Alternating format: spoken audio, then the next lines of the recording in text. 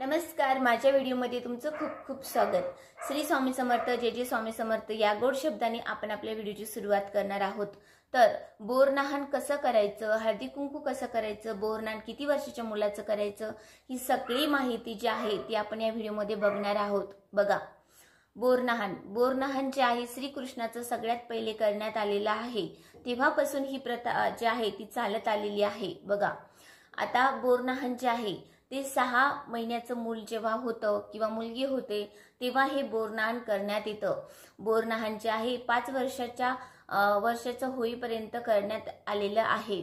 बोरनाहनामध्ये जे वस्तूंचा समावेश आहे तो करण्यात येतो। बघा, बोरनाहनामध्ये जे आहे वाणाचं जे सामाईन असतं तेच बोरनाहनामध्ये समावेश त्याचा केला जातो। तर बोरनाहनामध्ये ऊस, गांजर, त्याच पद्धतीने बोरं, तसेच तिळाची वड्या किंवा तिळाचे पदार्थ यामध्ये समावेश करतात। चॉकलेट, बिस्किट या सगळ्यांचा समावेश जो आहे तो बोरनाहनामध्ये केला जातो। बोरनाहन तुम्ही सकाळी किंवा संध्याकाळी कोणत्याही वेळेला करू शकता। बोरनाहनामध्येच हळदी कुंकाचा कार्यक्रम सुद्धा केला जातो। एकाच वेळेस तुम्ही 2-3 मुलं जे आहेत त्यांचं बोरनाहन एकाच टायमाला तुम्ही करू शकता। तुमच्या घरात जर 2-3 मुलं असतील, 1-2 वर्षाचे किंवा 5 वर्षापर्यंत जी मुलं असतात त्यांचं एकाच दिवशी जे आहे बोरनाहन केलं जातं।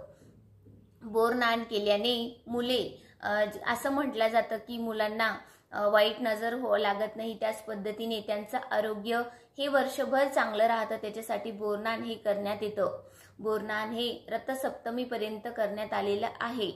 त्याच पद्धतीने बोरनाहनामध्ये हलव्याच्या दागिन्यांचा समावेश केला जातो। बघा, आता कोणी जे आहे ते घरी सुद्धा करतात आणि मार्केटमध्ये सुद्धा हे मिळतात।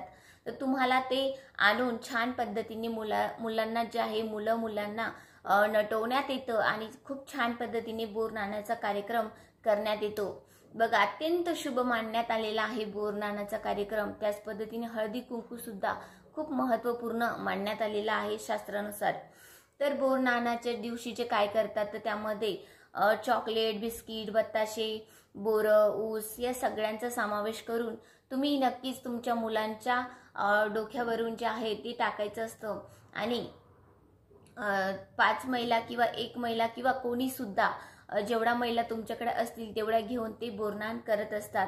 त्याच पद्धतीने छोट्या छोट्या मुलांना आवर्जून या कार्यक्रमासाठी बोलवलं जातं, कारण छोटे मुलं आले की त्यांना चॉकलेट, बिस्किट आणि मस्ती या सगळ्या गोष्टींचा समावेश करून बोरनाहन केलं जातं। त्याच पद्धतीने बोरनाहनामध्ये जर मुलांना आवर्जून काळे कपडे घालण्यात येतात, तर काळे कपडे नसतील तर तुम्ही तुमच्या घरी जे आहे ते असे छान पद्धतीने कपडे घालून सुद्धा तुम्ही बोरनाहन करू शकता। तर ही संपूर्ण बोरनाहनाची माहिती आपण बघितलेली आहे। त्याच पद्धतीने आपण बघणार आहे की हळदी कुंकू जे आहे तर ते कसं करायचं। तर बघा, तर हळदी कुंकाचा कार्यक्रम का करायचा, तर हळदी कुंकाचा कार्यक्रम जर केला तर सौभाग्य जे आहे आपलं अखंड राहते व आपली जी कुलदैवता असते, कुलदैवतेचा जो आशीर्वाद असतो तो आपल्याला प्राप्त होतो। म्हणून जे या दिवसात आहे रथसप्तमीपर्यंत हळदी कुंकू अनेक ठिकाणी विविध पद्धतीने केलं जातं। तर आता हळदी कुंकू जर करायचं असेल तर काय करायचं, बघा, तुमच्याकडून भरपूर महिलांचा हळदी कुंकू नाही झालं तरी तुम्हाला काय करायचं आहे की एक सवासीन तरी तुम्हाला त्या दिवशी म्हणजे या काळाच्या दरम्यान तुम्हाला घरी बोलवून तिचं हळदी कुंकू करायचं आहे।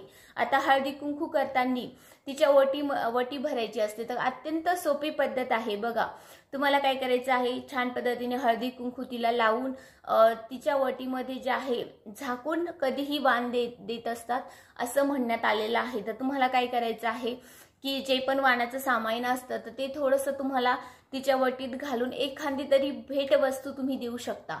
आता भेटवस्तूमध्ये तुम्ही काय देऊ शकता, तर हातरुमाल किंवा मग नेल पॉलिश, टिकली वगैरे काही सुद्धा देऊ शकता की जे त्या महिलाच्या कामी पडेल अशा वस्तू तुम्हाला भेटवस्तू हळदी कुंकाच्या कार्यक्रमात द्यायच्या असतात। आता कोणतंही असू शकते, किचन मधलं सुद्धा अनेक छोट्या छोट्या वस्तू तुम्ही देऊ शकता। आणि हळदी कुंकाच्या कार्यक्रमात सगळ्यात महागाच्याच गोष्टी द्यायची गरज नसते। तुम्ही अगदी जे आहे 5 रुपयापासून तर किती मोठ्यातल्या मोठी वस्तू देऊ शकता किंवा छोट्यातल्या छोटी सुद्धा वस्तू तुम्ही हळदी कुंकामध्ये देऊ शकता। पण सगळ्यात महत्त्वाचं आहे म्हणजे की तुम्हाला एक तरी स्त्रीला एक अशी गोष्ट तुम्हाला द्यायची असते।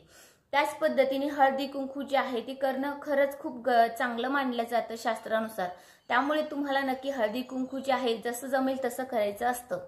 तसेच बघा, हळदी कुंकाचे जे असते घरोघरी हे कार्यक्रम केले जातात। हळदी कुंकू तुम्ही कधीही करू शकता, दुपारच्या वेळी, सकाळी, संध्याकाळी, जेव्हा तुम्हाला टाइम असेल तेव्हा तुम्ही हळदी कुंकाचा कार्यक्रम आयोजित करून अत्यंत सोप्या पद्धतीने हळदी कुंकू जे आहे तुम्ही करू शकता।